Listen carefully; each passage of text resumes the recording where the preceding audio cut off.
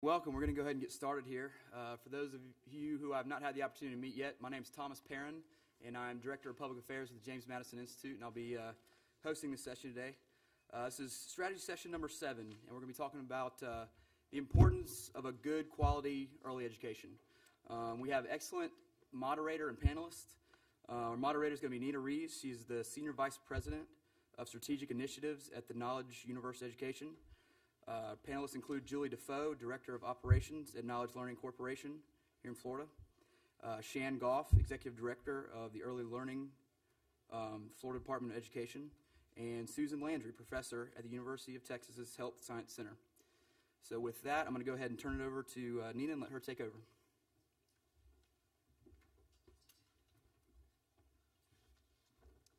Thank you very much, Tom.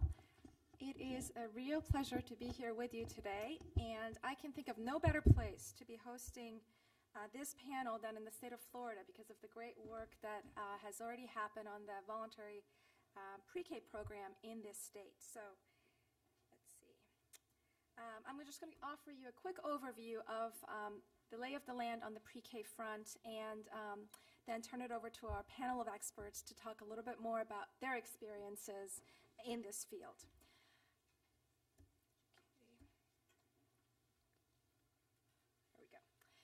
Why early childhood education? I think one of the key kind of data points that has fueled the debate and the interest in this topic is this particular graph by James Heckman, who's a Nobel laureate. And as you can see, he demonstrates in here that the sooner you start to invest in high-quality early childhood education, the greater it pays off, the more dividends you get down the road. So if you were to think about ways society can start investing in the education of children instead of focusing on dropout rates or investments in K-12 education. If you really start as soon as they get born with high-quality health care and education services, you stand to actually gain greater benefits, both educationally and otherwise. There we go, down the road. I'm going to come back to this later on. These slides may be familiar to you. Pre-K Now, which is an organization funded by the Pew Foundation, has been really focusing on this issue for a while. And as you can see from these series of charts, the support for pre-K has increased quite a bit over time. If you look at the number of governors that are proposing increased funding for pre-K, we only had about 11 governors in 2005. This year we had 29 governors, and the support is actually bipartisan. Republican and Democrat governors tend to be in favor of increasing investments in pre-K. The number of states that are increasing funding for pre-K has also increased from 15 states to 36 states this year. And the total state pre-K funding has also increased considerably from about $3 billion in 2005 to close to $5 billion in 2008.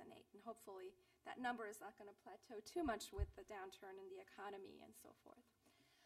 As all of you know, the federal government has been a key investor in, I should have said, early childhood education and care and pre-K, starting with the Head Start program in 1965, which is the key pre-K program for low-income students. But just recently, this administration has also been a big advocate of greater investments in quality pre-K through programs like Early Reading First, which is really designed to detect learning disabilities early on, because a lot of these mild disabilities are related to kids' inabilities to learn how to read. A lot of them can be detected and cured if you make good investments in reading instruction early on. This is probably one of my favorite slides. I really wish that I could pull up this slide one day and tell you that this is how our K-12 system is, working, but unfortunately that's not going to happen anytime soon. This is currently the landscape of the pre-K and early childhood or care sector. Very diverse. You have the public sector, you have the private and for-profit sector, and a lot of community-based organization in the mix. A lot of choices for families. Unfortunately, not all of them are high-quality choices, but it is a pretty diverse set of options that families have at their disposal. And the reasons behind the increase in funding and support for pre-K also have a lot to do with the fact that a growing number of moms are working in the workplace. A lot of them, of course, are paying out of pocket, but as you can see again, since 1975, we've seen a huge spike in the number of moms with preschool children under age 6 who are in the workplace. And in here, you also see the number of children who are currently, since, again, the 1965, who have increasingly started to attend a public or private pre-K program around the country, and those numbers are likely to continue to increase. So this panel is going to address a number of questions, primarily for policymakers and lawmakers in this arena. As I showed you, there is interest in this topic. States are already making some investments. But we haven't really paused at any point in time to figure out exactly how you get the public sector, how you get lawmakers and state policymakers to really focus on ensure that you're, first of all, not replacing the current diverse delivery model with a one-size-fits-all K-12-like model, and at the same time ensure as much quality as possible. On the quality front, we really need to find out exactly how quality is measured in the pre-K arena. This is a question that Dr. Susan Landry is going to address. How do we make sure that we have as many choices for families as possible, and the requisite funding to make sure, especially for low-income families, that they have access to high-quality care and education. Costs, of course, are an issue, especially nowadays. How do you leverage the existing investments that the private sector has already made in the pre-K sector, both in terms of infrastructure, bricks and mortar, and also in terms of the investments that they have made in curriculum development and research in this arena. Information, this is probably one of my favorite topics. As any of you who have studied this area know, a lot of the low-income families who stand to benefit from these high-quality pre-K programs the most, for whatever reason, are not enrolling their children in these programs. How do you address this issue? By getting better information out into the field and letting them know that it's important for them to be engaged and to enroll their children in good, high-quality programs. And outcomes. What is the best way to make sure that our 3- and 4-year-olds are getting the best education? What do you put in place to see if the center that they're attending or the pre-K program that they're attending is actually raising student achievement? Is it a test? Susan is probably going to talk about that. Right now, a lot of the tools at our disposal are inputs driven. So switching that around to focus more on outcomes, which is something that Florida has done, is extremely important. So without further ado, I am going to go ahead and start calling our panelists up here to tell you about their experiences in this field. Tom made some brief introductions, but I'm going to go ahead and give you a little bit more information. Dr. Susan Landry has been focused on this field for a very long time. Her bio is in your booklet, but she's currently a developmental psychologist and the Michael Matthew Knight Professor in the Department of Pediatrics at the University of Texas Health Science Center in Houston. She's also the director of the Children's Learning Institute at the University of Texas, as well as the director of the State Center for Early Childhood Development. She's done some very interesting work in the state of Texas in this arena. Her program is currently being piloted with funding from the state and hopefully expanded beyond Texas one day. So, Susan, why don't you come up here and tell us about what you're doing and, more importantly, address some of the questions that we have around boosting quality and turning this model into a more outcomes-based model. Thank you.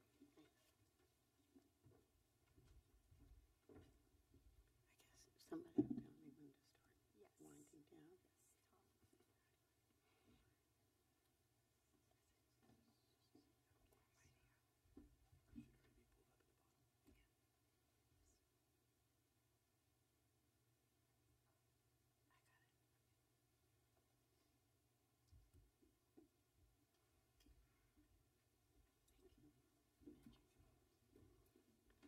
Well, I'm very pleased to be here today.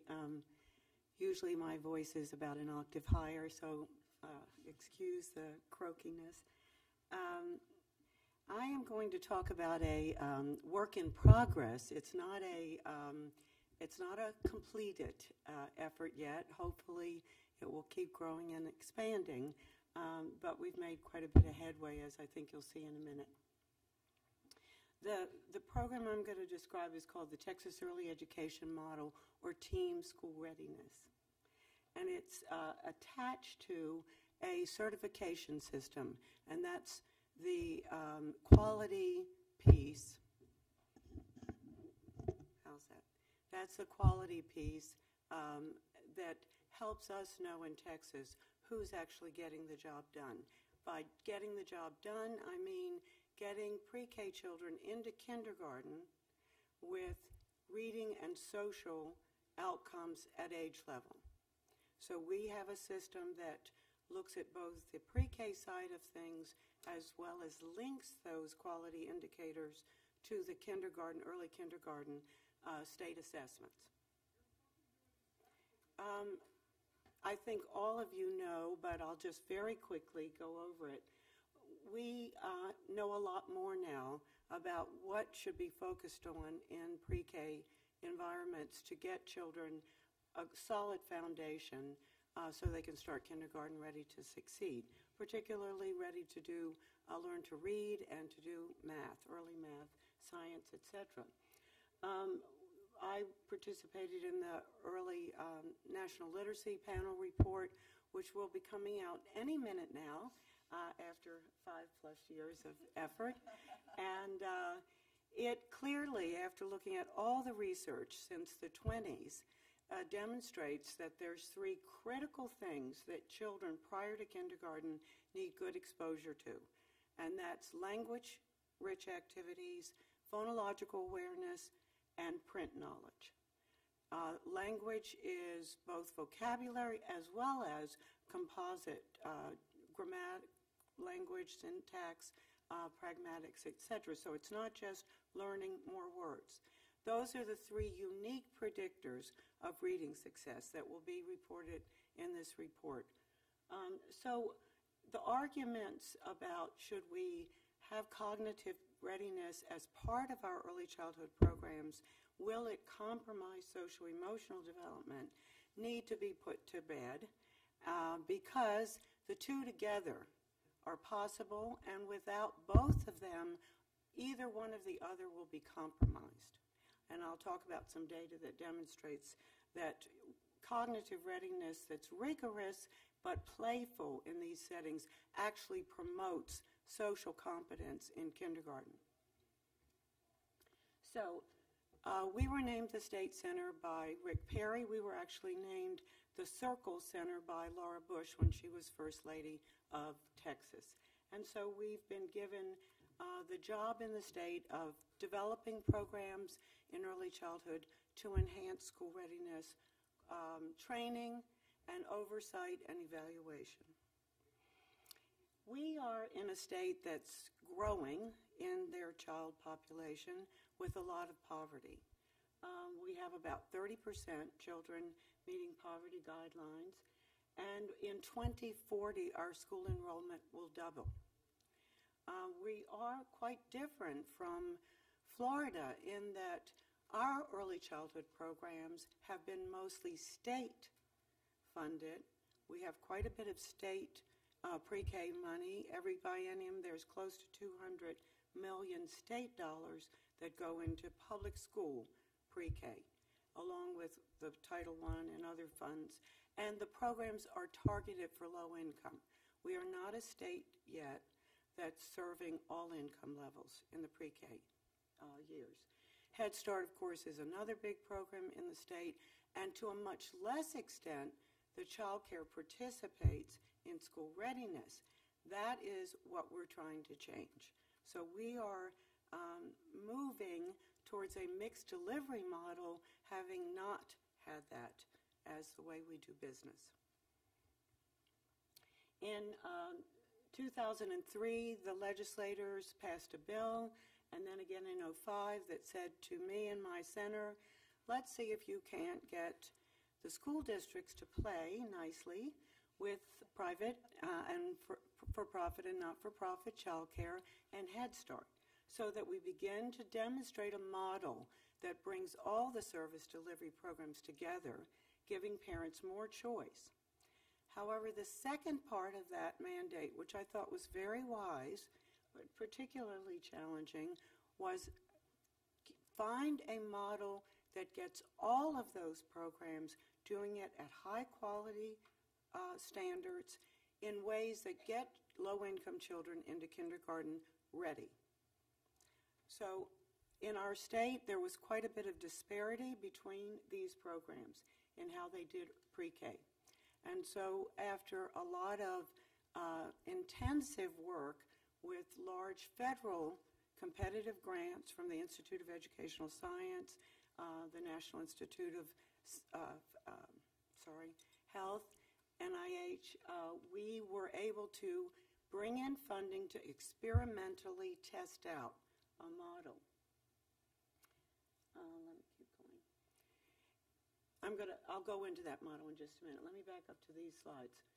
The legislators said they wanted to see not just what might be termed collaboration, where child care did their business over here, Head Start over here, and ISDs or public schools over here, but that they actually integrated services.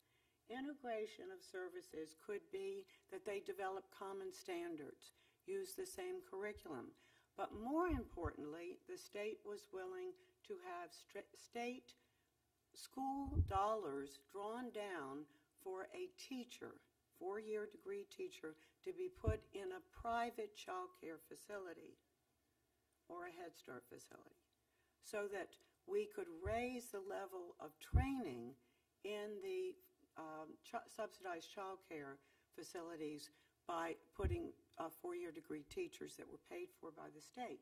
Now that sounds like a win-win. I certainly thought it was, and was very excited to try to see if we could make this happen. It's much more challenging than it sounds on paper, because school districts are used to doing it their way, and the teachers are theirs. Private child care is used to doing it their way. They don't want any sort of help from the school districts that might be yanked away from them at a later point in time. All of the concerns were very valid, and there were many of them. So these are a list of the types of things we were trying to move towards in every community in terms of having this be a very seamless approach, so that any one of these classrooms would be seen as a Texas virtual pre-K classroom. This is where we began our work a number of years ago with a lot of federal competitive grant money.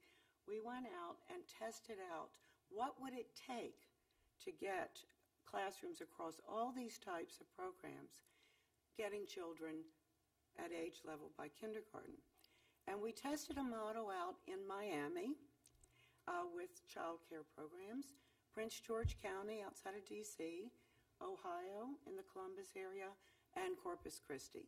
In Miami, it was child care. In Prince George County, it was public school, four-year degree teachers. Ohio was child care, two-year degree associate teachers, and Corpus was a mixture, a balance of all three. And what we looked at was this set of components. We developed a professional development program that we use now. It's 130 hours web-based. A facilitator works with groups of teachers, and this qualifies them for college credits. In Miami, we were very successful in getting college credits for all the teachers that took this. They have a 9-course program that covers all the literacy, language building, math, best practices, etc. They do it in this group learning network. They then have licenses to call this up and do their postings, talk with each other about how things are going in their classroom, and with their coach. The professional development also included a coach coming to their classrooms. Excuse me. Every classroom also got a research-based, state-approved curriculum. These are real curriculum in boxes with all the stuff and the manuals. The teacher doesn't have to run to the dollar store every night and to the library and gather all their stuff up for the next day. Our teachers are working too hard to make them put things together every single night.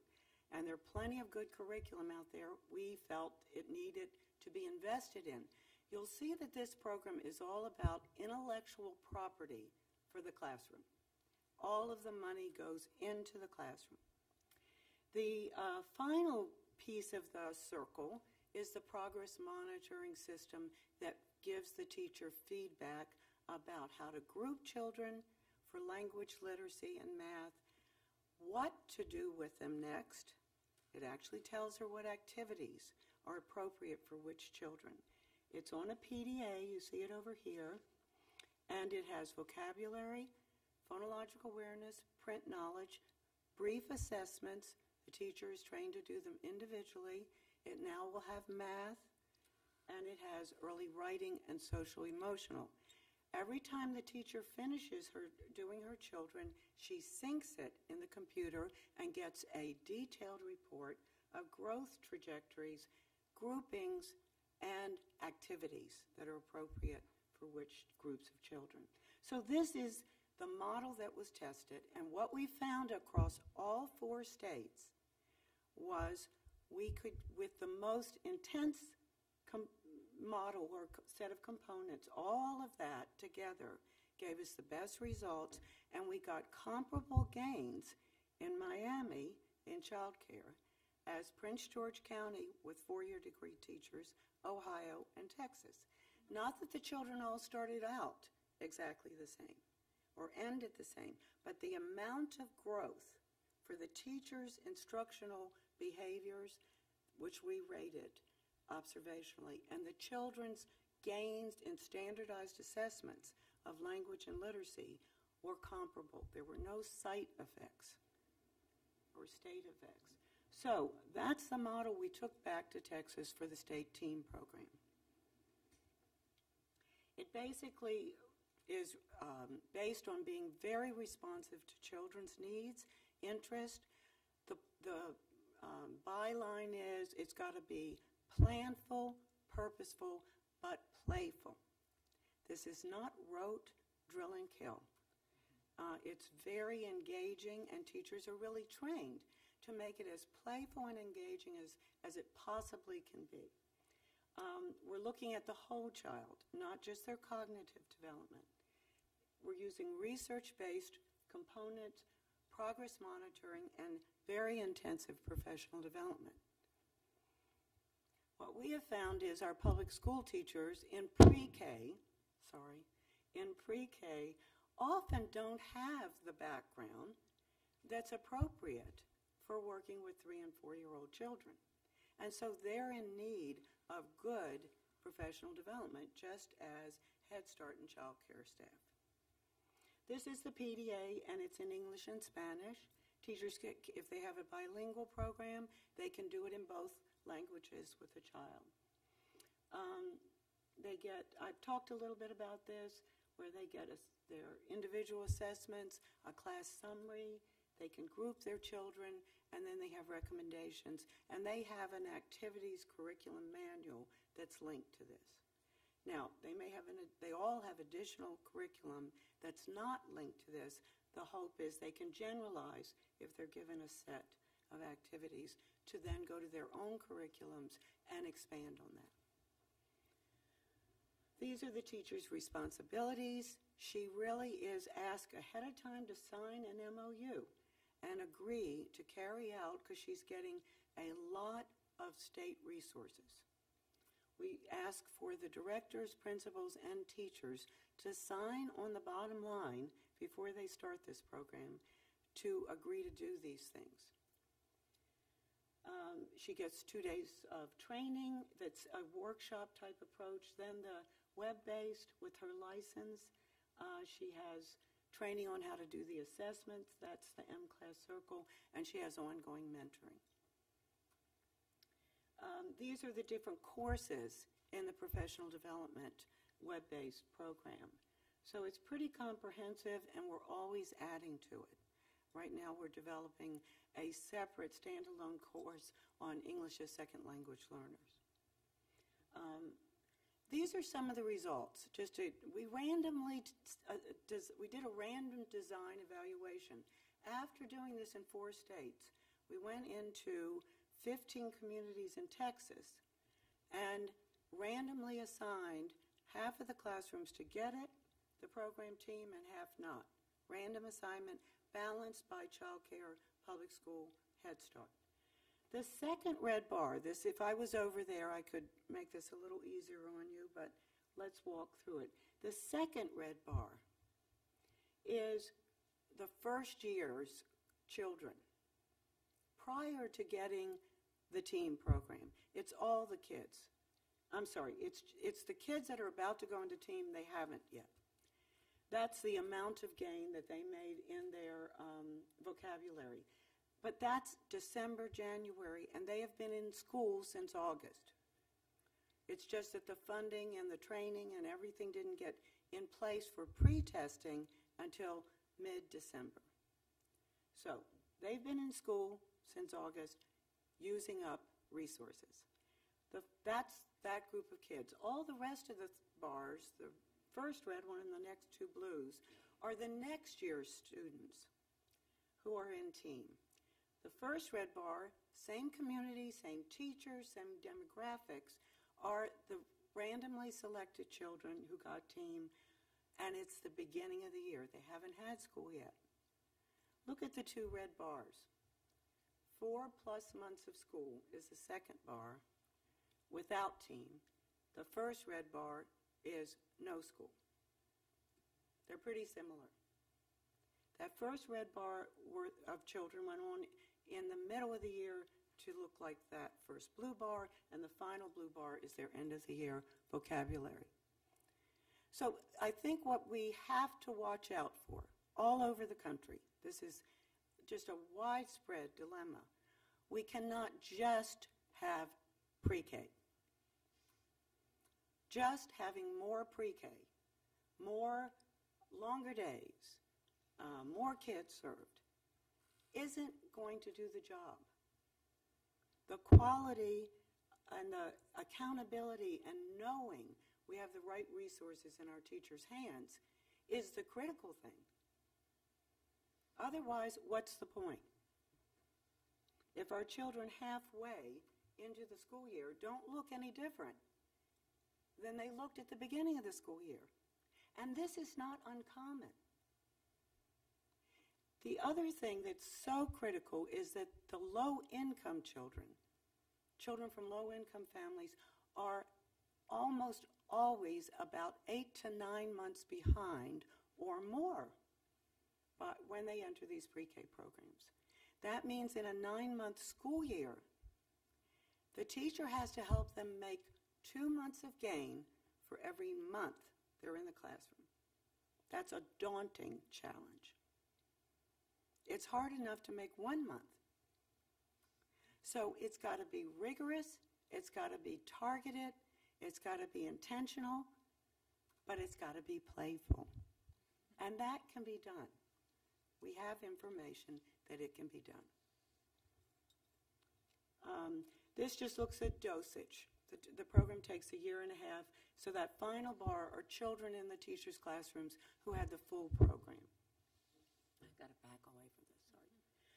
This is just 4.5 months of teachers in the professional development program. Blinded observations were done in the control, which is blue, and the team classrooms to look at differences and growth in instructional activities. This is change in these critical cognitive readiness areas. You can see the blue teachers who the next year with the program look like the green teachers. It's not the teachers. It's what training and resources they have. Okay, so we have grown this program with very limited funds from 15 communities, about 300 classrooms, to we're in over 3,000 classrooms this year in 38 communities. The program cost about $585 the first year. It's all the intellectual property. That's not the teacher's salary or the building. This is the components. The curriculum is the first year cost. The PDA, the mentoring is most intensive the first year. So that's where, per child, your big money is the first year. Roughly, let's say if there's 18 to 20 some children in a classroom, about $10,000 a classroom. But by the second year, it drops to less than half of that, and the third and fourth and on from there is minimal because you're just keeping the progress monitoring license for the children going. We have been able to make use of both state dollars and federal drawdown match dollars through the child care TANF quality child care program. We're all over the state now. Every community has to have a mixture and a pretty balanced number of programs across these different types of service delivery. We're in little teeny child care. This is the Holy Word child care program in Waco, Texas, and it got all of its children into kindergarten on age level and got the Texas certification. So it's not about a big fancy building, fancy furniture. This is a very low-income neighborhood. The director put in her posting that the children go to sleep at night hearing gunshots in their neighborhood. But she embraced this, and she's really turning things around for the kids in her community. So let me talk to, how much time do I have? 2 minutes, okay. I'm okay? Okay. We were asked, after we demonstrated this in a random design model, which is the most stringent approach to showing you've got something that works, we were asked to then expand it. We were not given any more money, but that's when we got clever and went to the Texas Workforce Commission, who does the subsidized welfare to work vouchers, used our state money to match and get federal money, and that allowed us to expand quite a bit. Then we were asked to develop a system that would most importantly tell parents who is getting children ready for school, which programs are doing the job. A lot of people came to the table, expert panels, state holders, state leadership, and they decided they wanted a system that looked at not only what was going on in the pre-K setting, but also linked it to the kindergarten side of the equation. I actually think this is the first quality rating program in the United States that has both pieces. It's not going to and doesn't have any intention of replacing other certification or accreditation programs like NAEYC, and there are many like that. This is specifically for the pre-K year. Those are for child care programs across all of the ages. It's also going to be aligned closely, or is, with the licensing regulations. This is what the seal looks like, and if a classroom meets criteria, they get a great big banner, they get letterhead, they get a certificate, and they are known as a Texas Certified Program. It's a web-based approach. Like Florida, we have challenges of a lot of ground to cover and a lot of programs. So it has to be cost effective. This is a web-based program where there's a teacher input application, director, and child demographics and attendance. In addition, a good number of programs are randomly selected to be observed so that we keep looking every year at reliability of the system. It's voluntary unless you're a team classroom. If you're getting state resources, it's not voluntary. But it's in its third year, and a lot of non-team programs are wanting to apply. We're just restricted quite a bit by funds at this point, limited funds. When we did this the first year, we found that there were we found that there were three critical areas on the pre-K side that were the best indicators of children getting into kindergarten with social development that was appropriate and reading screening that was age developed. The kindergarten teachers do all of that kindergarten side of things, and they do it anyway.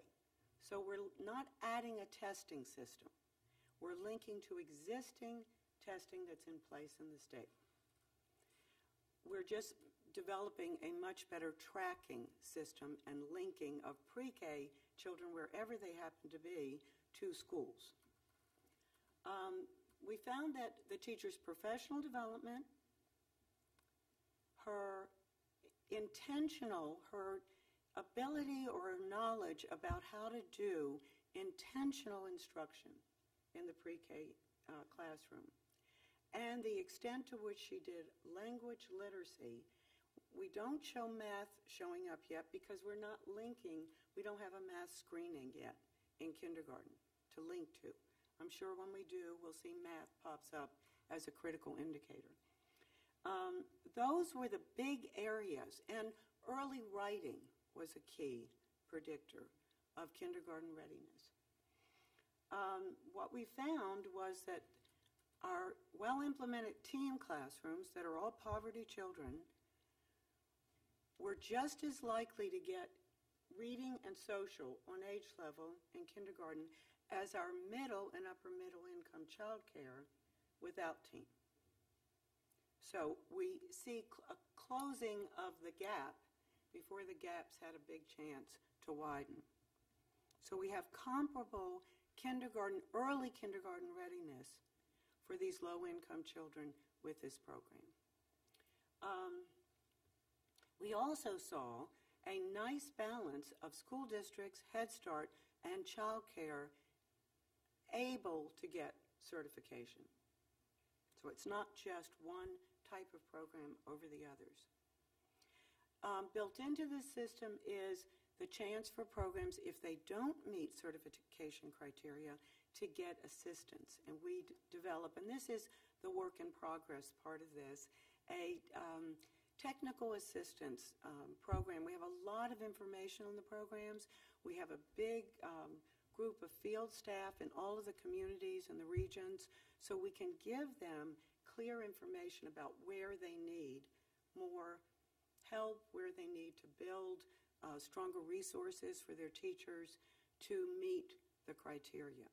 So it's not meant to be punitive. Funds are not withheld. It's meant to help teachers get the job done. And so that's the end of the story at this moment. We hope in this next legislative session that we'll see funding to both build a stronger mixed delivery model in Texas, where funds will statewide have to go beyond the school districts to child care and to some extent Head Start, and it will be linked to this type of quality model and the school readiness system. Thanks.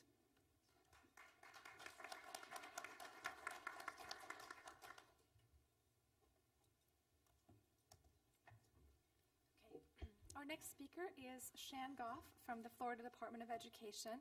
She currently serves as the Executive Director of the Office of Early Learning in Florida, and she's been with this office since its inception. She knows everything there is to know about the Florida VPK program, and as I told her a minute ago, she's probably one of my favorite state regulators.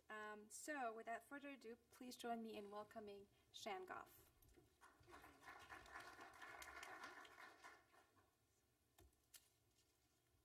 How many of you are not from Florida? Okay, good. I can use one of these slides. I wasn't going to use one of them if we were talking to the majority of folks. Okay, wait, I really can do this. Yes. Sorry. Might be nice if I started at the beginning. Okay. Just to kind of give you a feel, and you are hearing from two of the largest states, We are uniquely organized in Florida. Is our counties are our local school districts. And there are only 67 of them, so all of us at DOE ought to be able to know who they are and have personal relationships with the superintendents and their leadership. But you go from mega, 1/3 of a million children in Miami-Dade public school system, to our smallest, which is about 1,200 last time I looked. One of the things we also have to tout, and you've heard lots about the progress we've made in student outcomes in the K-12 system. Our big claim to fame of recent is ranking 14th in the quality of public school programs in the 2008 quality counts. Just to give you capacity, when you talk K-12 public schools, 2.7 million kids, you see a whole lot of diversity in the state of Florida, very specifically as in Texas, with numbers of languages spoken in our public schools. We hover real close to 50% of our kids qualify for free and reduced lunch. That percentage is higher for kindergarten. About 14% of kids with disabilities, 5% identified as gifted. And kind of put the 4-year-old cohort into context, we talk about 230,000 plus children when we talk about programs for 4-year-olds in our state. The Florida Voluntary Pre-Kindergarten Program was quite unique. It was a citizen-led ballot initiative that was overwhelmingly passed by Florida citizens. You'll see, and those are excerpts exactly from the constitutional amendment in 2002, and the bolded words are the words that you will still hear conversations about. What does this mean? Voluntary we all get, but the high quality and delivered according to professionally accepted standards is still a battleground, if you could say that, in Florida, looking at different points of view. What I kind of need to do is give you also the lay of the land. Also in 2002, we passed the big we, Florida, a class-size constitutional amendment for K-12. So you had almost competing constitutional amendments when you were looking at the public sector. Absolutely, first and foremost, responsibility of our public schools is to meet our K-12 class size. And there is language in our VPK legislation that says a school district is prohibited from offering one of the VPK programs if, in fact, they have not met the class size requirement. We are only in our second year of declining student enrollment. So that was a huge issue when we started this program. The other piece, too, also kind of let you know about timing. We had a constitutional amendment was passed in 2002, had a legislative bill filed in 2004, then Governor Bush vetoed that amendment. That bill brought them back for a special session, signed that bill in 2005. January, the first programs by the constitutional amendment were to be up and running in fall of 2005. So you basically had about 8 months to move like a battleship in a bathtub in a state this big. So one of the things our legislature did that was very smart, remember, big systems, big organization, and you all hear about state bureaucracy. What they did is crafted state governance consistent with what our current agencies' legislative functions are. So for the VPK program, you do have 3 agencies that you could almost say are in charge. We all have a piece that is underneath our regular governance structure that we have been charged to do. Perfect sense for the Department of Education. We are all about standards. We're about accountability. We're about professional development and articulation of the workforce into our community college, post-secondary, and our university systems. Agency for Workforce Innovation does all of the day-to-day heavy lifting. We have a completely separate governance system for VPK. It's not school districts. It's something called Early Learning Coalitions. Those were created originally by Governor Bush and the legislature back in 1999-2000. They are organized as 501c3s. So they are nonprofit groups, and there are currently 31 of them. That's also underneath that day-to-day management under AWI's purview. Department of Children and Family is the group that for us does all of the child care licensing and credentialing of basically non-teacher certificated staff. And then what you see down in the bottom is probably the most important individuals about who actually delivers the program in Florida is a mixture of public and private partnerships. Oops, I knew I was going to do that. Let's try that again. I'm going to fly through some of these. We have two options. Remember, big state, short period of time. Reality was very much an issue when we looked at implementation. Parents have two choices. I can do a traditional school year program, and you see the inputs there. It typically translates to 3 hours a day in a 180-day school year.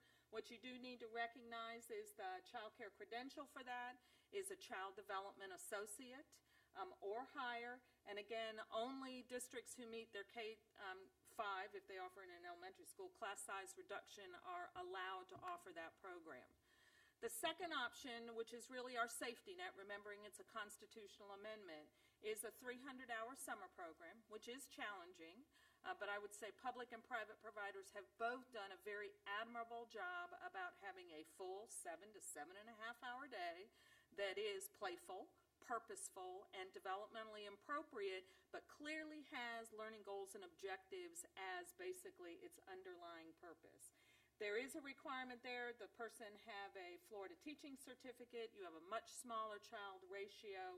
And then clearly, private providers, it's a free market for both public and private on the summer program, with the exception of school districts must offer this program if they have children who want to participate. There's no option there for them.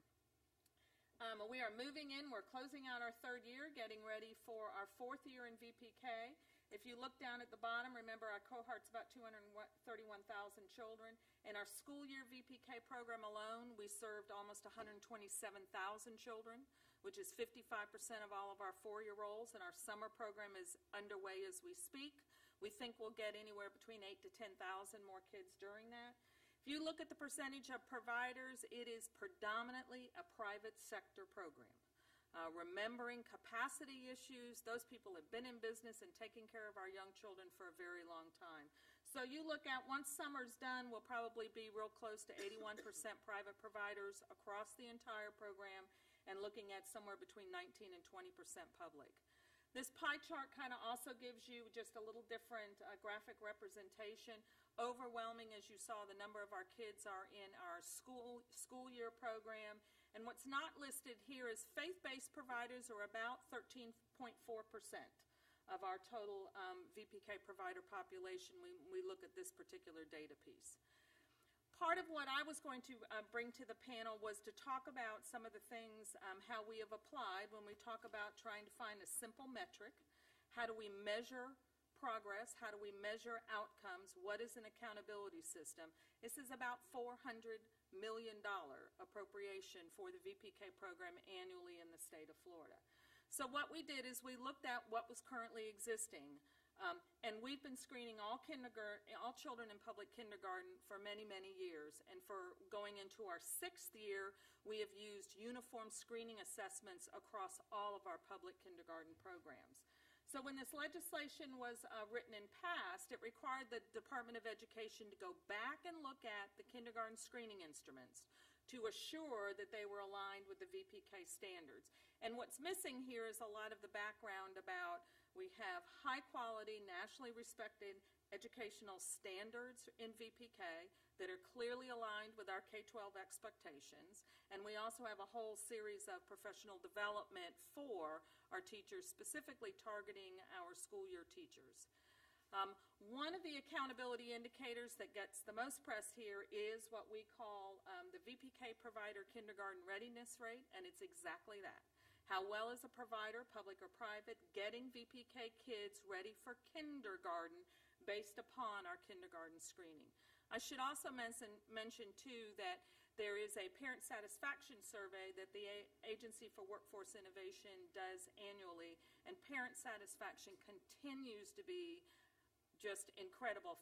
95 to 96% of the parents continue to say they are very pleased and they are satisfied with the VPK program that their child got. I just want to backdrop, if you have any accountability system, you have rewards and you have sanctions. This is the sanctions or the consequence piece. We talk about providers who don't meet a minimum readiness rate as low-performing provider. If it is year one, then what they have to do is do an improvement plan. If they are low-performing providers for a second cohort of VPK kids, they got to do an improvement plan plus they must implement a curriculum that the Department of Education has approved, and that list is available. If they are low-performing providers, non-VPK participants. So what that tells us 2 years ago, it works. What you heard lots about in the last day and a half is transparency and information to families. If you get bored, which I'm sure you won't be for the next day, but if you take a look at the website, it's real easy, vpk.fldoe.org. Everything we do to calculate the readiness rate is available on the website and transparent. I can search any provider I want in any community, public or private, and I can see what their readiness rates are. I can, in fact, see that is their readiness rate report. I can take a look at what did they score in 0506, 0607, and it gives us, and also what providers see is all of the particular data that is behind that as well. And it's been very much a partnership between us, the Agency for Workforce Innovation, and providers to take a look at this data before we calculate it to make sure it's accurate, because this affects their business. So as those of you that have graded schools, done all of those other things, it's really a parallel effort when we look at absolutely predominantly private sector in preschool in Florida. What we remind families is this is one piece of information. Do not make your decision about where you put your child based on one piece of information, but it should come into play when you start looking at it. This is our highlights. We know, as I mentioned, kids who were in VPK perform better on kindergarten screening. We were able to have a readiness rate on 90% of our VPK providers, and 85% of our providers in the state of Florida are scoring at or above the minimum rate set by the state board. Some of the technical pieces in 0607, 90% of our providers, so that's a little bit under 4,600. Maximum score is 300. It's basically a sum of percentages on the report, and that website explains it. But if you can see where the blue concentration is, and every single one of theirs is a readiness rate score, we're seeing high concentration at the upper end, which is exactly where we wanted it to be. So does it work when you talk about a market-driven sector? And we would tell you yes. Year 1, 556 low-performing providers. Year 2, 689. We have a limit as to the threshold. How high can the State Board of Education set that bar? And it's at 15%.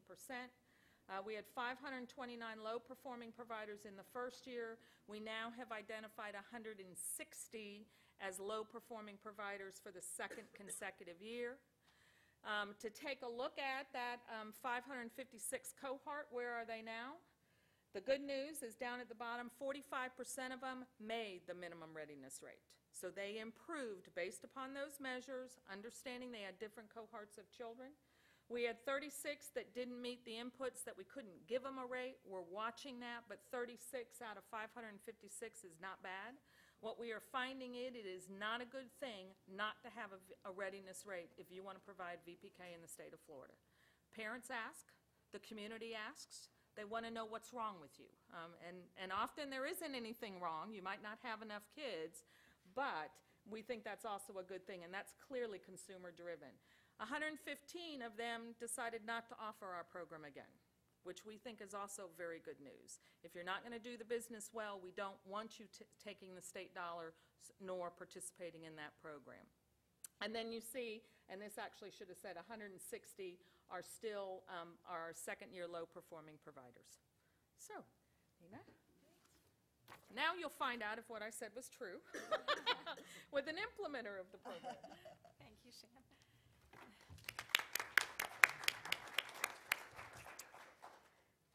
Do you have slides? No? Okay. So last but not least is Julie DuFaux. Julie is the Director of Operations for Knowledge Learning Corporation, which is the nation's leading provider of early childhood and school-age education and care.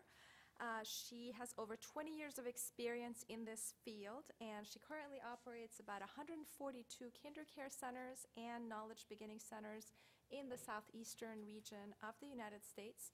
She has been involved in implementing the VPK program in our centers in Florida, so she's going to give us the provider view and also talk a little bit about some of her experience in other states, things that are working, not working, again with the the idea of giving lawmakers some feedback on how to better interact with the private sector. So let's do that. Well, thank you very much, Nina, and it's a pleasure to be here with all of you.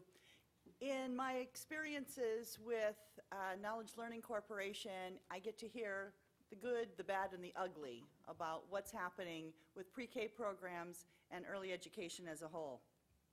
And as we heard earlier, Nina mentioned that pre-K programs have certainly gained a lot of attention recently, not only from legislators and educators, governors in particular, but parents are realizing that early education is going to be a key to elementary school success and certainly beyond that. There are a variety of viewpoints of states who are thinking about and researching pre-K programs and are really starting on the developmental end of it, and they've run the gamut. Some of them are looking at the universal pre-K program, such as Florida, where it's for all 4-year-olds that is not limited by income, and other states are looking at targeting at-risk children or low-income children. Some are focused on 4-year-olds, others are looking at both the 3- and 4-year-old age segments. Some are saying it's got to be full-time, full day, full year. Others are saying part day can be a strong contributor, and we've seen the success that Florida has had with a part-time program. Some of the programs are delivered strictly through the public schools, as we heard in Texas, and others are using the private sector, whether it's private schools, faith-based schools, or private providers, and again, much as we have in Florida. We learned yesterday that there is so much research that indicates that investment in early education can be so important in a child's early success in elementary school, as well as it's great for society's future, that return on investment will reap its rewards for years to come. We also learned in sessions yesterday, last night at dinner, and again at breakfast this morning, that K-12 education is in need of real reform, and that while adequate funding for the education is critical both at the K-12 and at the pre-K level, throwing money at a program isn't always just the answer. We have an opportunity as we look across states at many different models. What are the things that are being particularly successful? What are the things that we need to tweak? What are the things that are bearing out over time? And as Shan was mentioning, when the program in Florida had to be put together very quickly with the very best research at that moment, what needs to stick 10 years from now, and what are the things that we'll identify that need to be adjusted, changed to meet the continuing standard improvement? Pre-K programs really need to be more of a meritocracy and not so much of a monopoly, as we have heard some of our other speakers tell us, that the best programs, the best ideas, the best models will be the ones that will rise to the top and will be the ones that others look at as a role model for future development.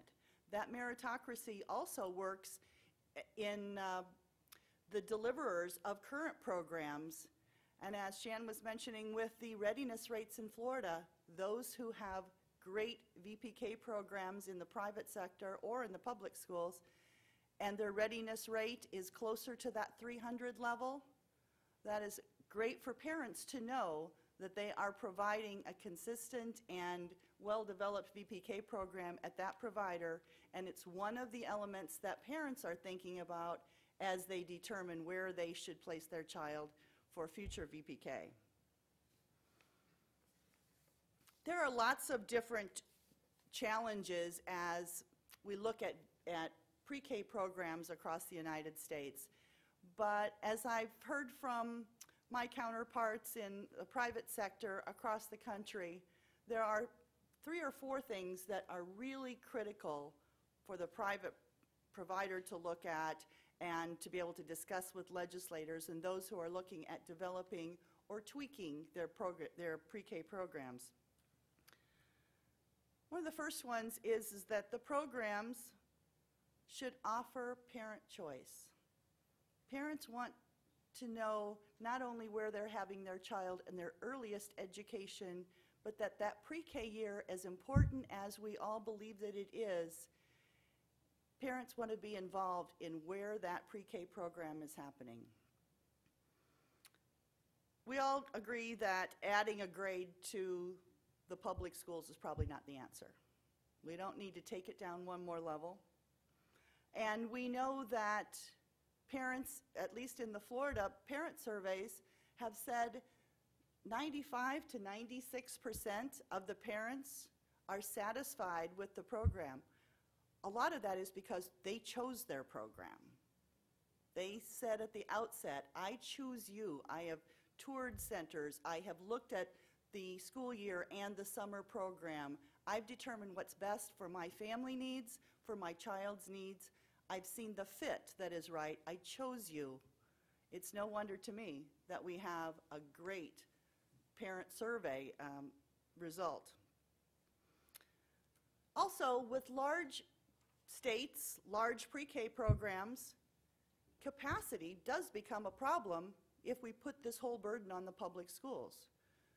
We can't build public schools large enough to add 200,000 children in Texas or 230,000 in Florida. It just doesn't make sense. And again, so many of the private sector, whether it is for-profit, nonprofit, Head Start, a lot of different delivery models have the brick and mortar, they have the buildings, they're ready to go, and they're able to take the additional classrooms of VPK in Florida or other pre-K classrooms. Not only do they have the classroom space, but they have curriculum in place, they have age-appropriate equipment, they have experience, and they have the trust of families as an early education model. Certainly parents can decide where they want to have their children go to their pre-K program if parent choice is a part of that, but private providers also are located within their communities, and for working families, having proximity, having ability to get to their young children when they need to is a very big factor in making that choice. So programs that are funded by the states may be also able to look at how they can affect working families by providing aftercare. Even a full-day program typically, and I'm thinking of in Georgia, the Georgia pre-K operates from 8 o'clock till 2:45. For working families, you have to have something for that child after 2:45. With a 3-hour program in Florida, we have to have a safe educational environment for that 4-year-old after that 3-hour program and perhaps before.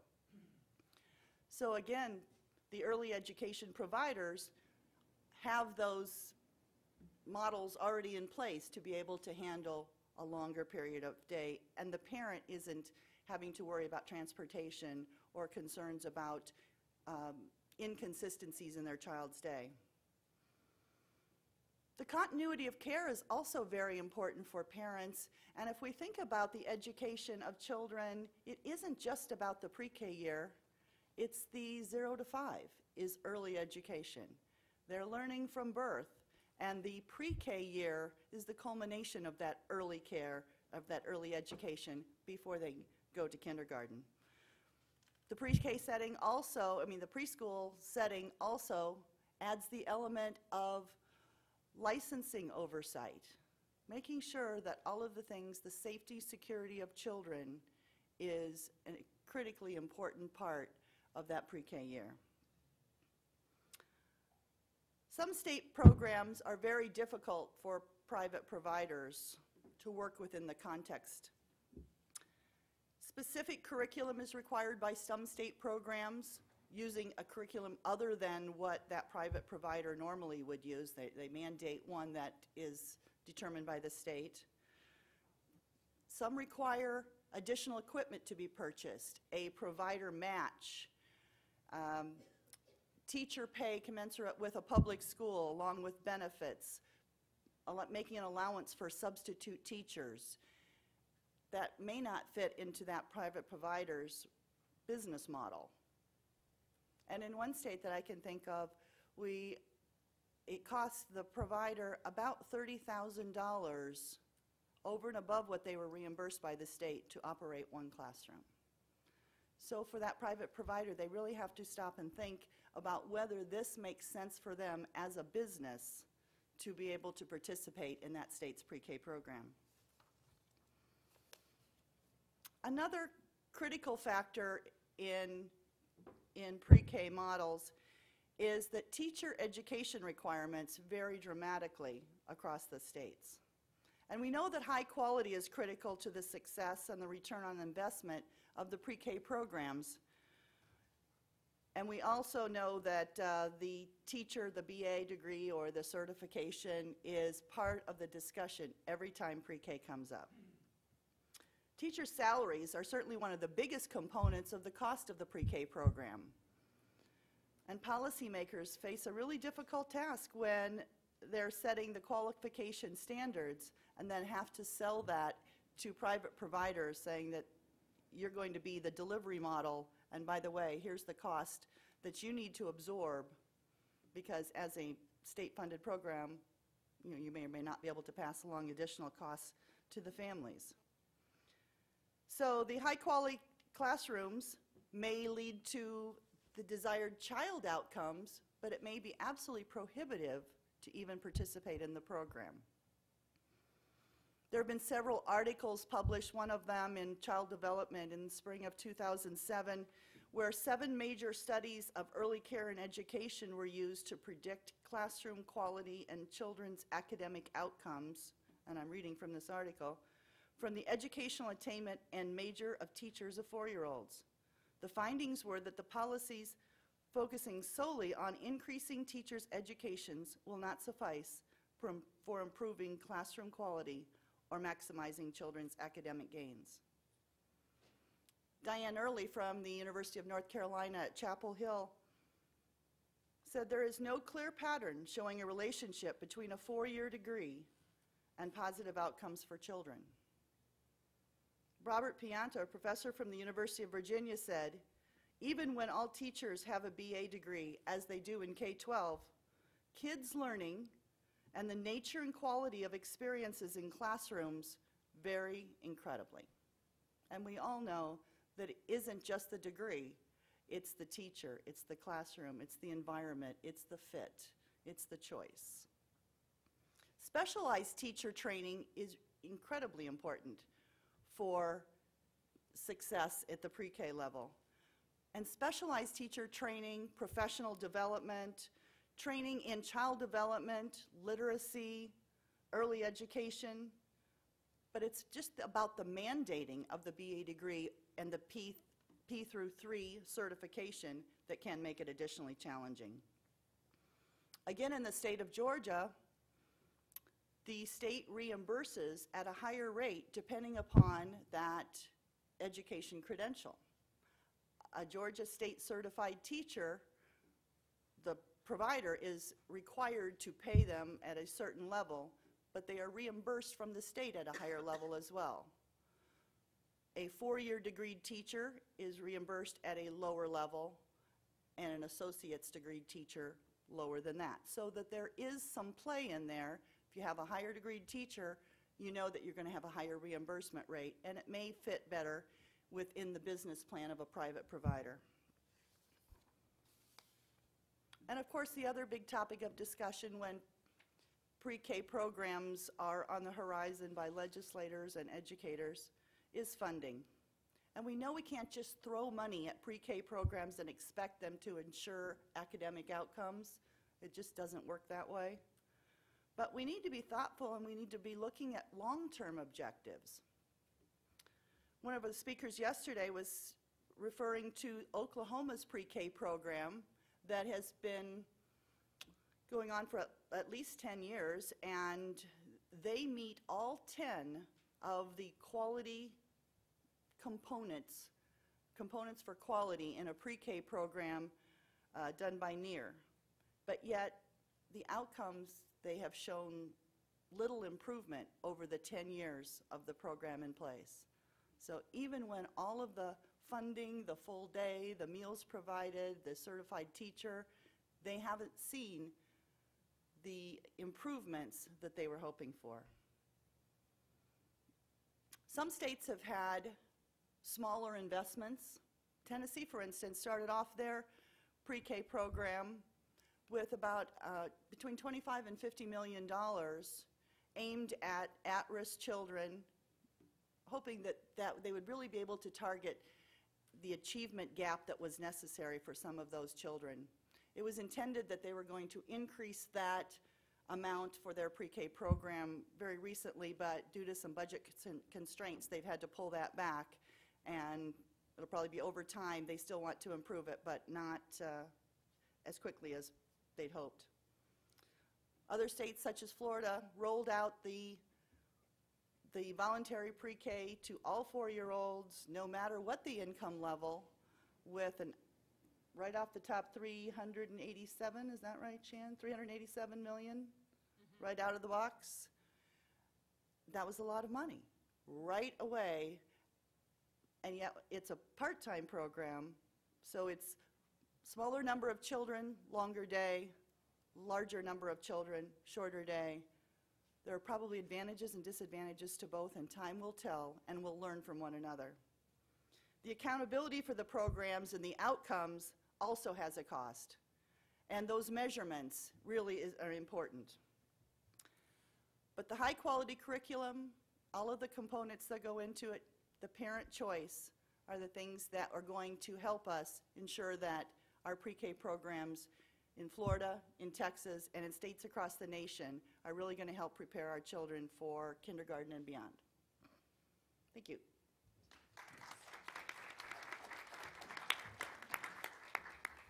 Okay, so we have about 15 minutes for questions. And I'm going to ask the first question very quickly. There was a poll done by Pre-K Now. They released the results of it yesterday, showing that nearly 70% of the voters felt that greater investments at the federal level in pre-K was important.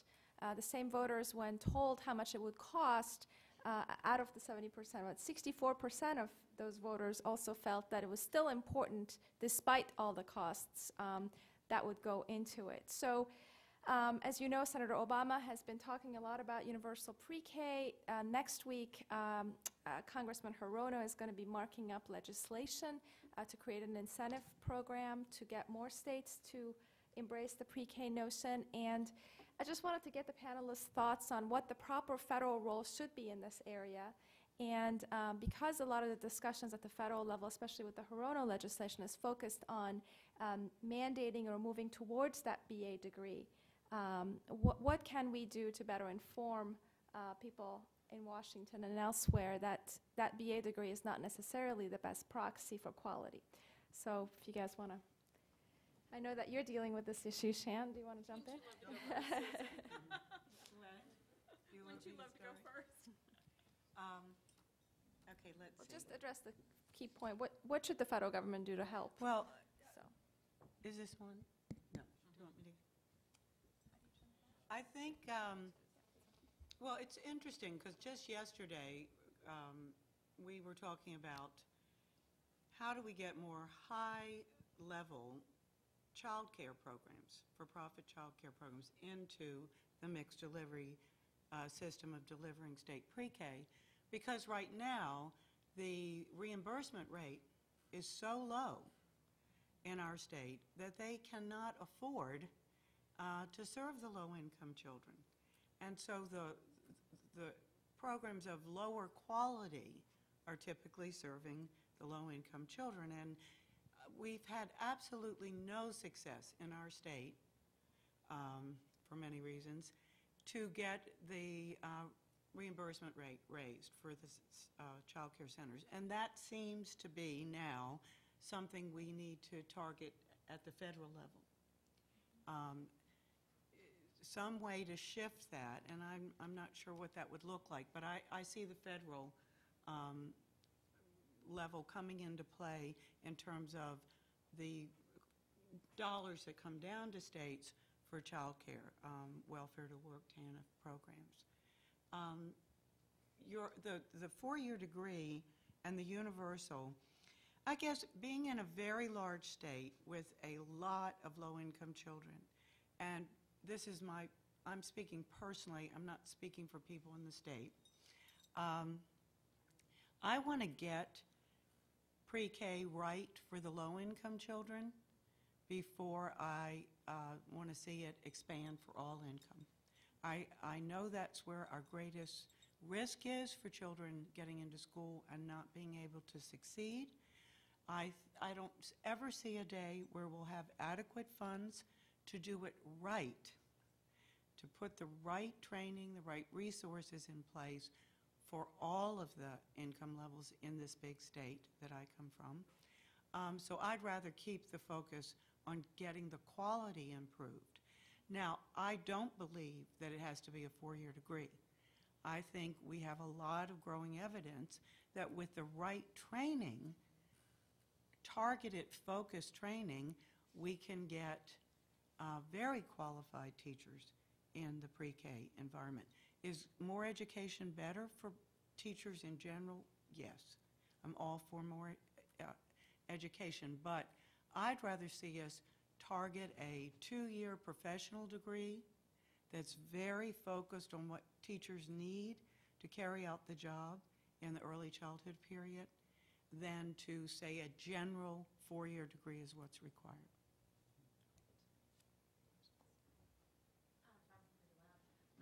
The 115 that dropped out, the providers that dropped out, you kind of alluded to the fact that they were low quality and we were kind of glad to dismiss them.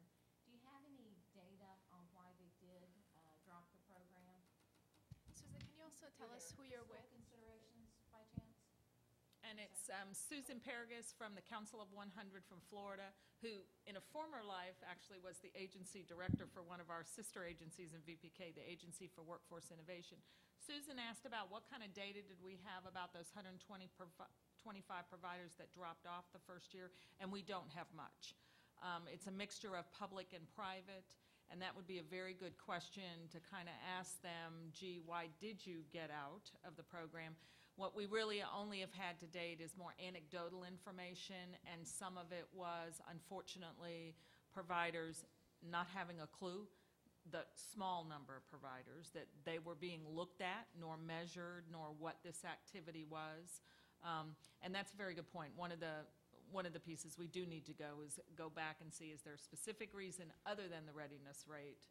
Because there was a lot of negative publicity for many of them around that. It's a good point. Absolutely. Good point. I don't think I need the mic. Can everybody hear me? My question? All right. Oh, it's recorded. All right. My name is Stacy Carlson. I'm with the Helios Education Foundation, and I have 2 questions which aren't related at all, but I'd like to get them out there. One is both Julie and Shan commented on parents who were highly satisfied, had reported being highly satisfied, yet at the same time there was a somewhat decent percentage of low performing providers. And so there seems to be a disconnect there in that parents are saying that they're satisfied, yet probably a somewhat percentage of them are in what the state would consider low performing providers. And so how do you explain that disconnect? And then the second question I have, which is not related to the first, is what role do you see philanthropists playing in trying to support high quality early childhood programs? Do you want to take that? We can use the small mic.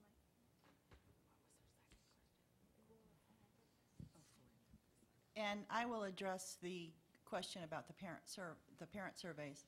It's a reality when you are talking about any customer service that the people who are really happy or really unhappy are the ones that make their voices heard. The ones that are moderately happy may not be the ones that respond to that, and I'm sure they didn't get 100% back on their survey. However, the readiness rate is one piece of how well people felt that their overall pre-K experience was.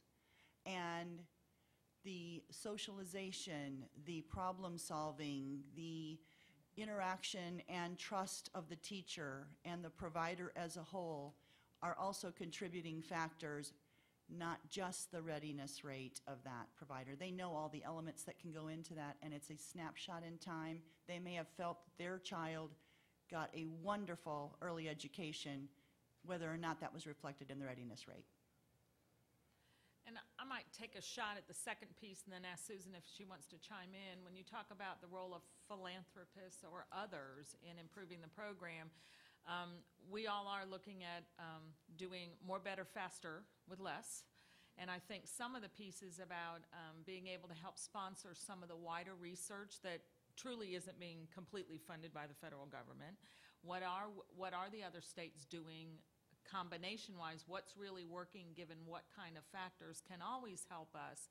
And then there is the whole factor of there's some basic statewide implementation pieces that require some fairly large investments that states, given where we are all financially, may not be able to make on their own. Yeah, in terms of philanthropy, I think they could play a very important role. And oddly enough, in my mind, it's not so much about the amount of money they can bring to the table, it's that they're investing their time and interest in this effort, and so they're often very good, strong voices in states for keeping the legislators on target and invested in keeping quality pre-K going. To me, the hardest job is getting the legislators behind this effort, even though we have incredible data to show it's a very good investment. So the more strong voices and leaders in the state that are involved, the better. And if they're bringing their own money to the table, I think that often makes a big statement. Okay, on that note, I've been told that I need to wrap up this session. Thank you very much for joining us, and let's thank the panelists again. A few quick announcements real fast. If you have filled out one of the evaluations,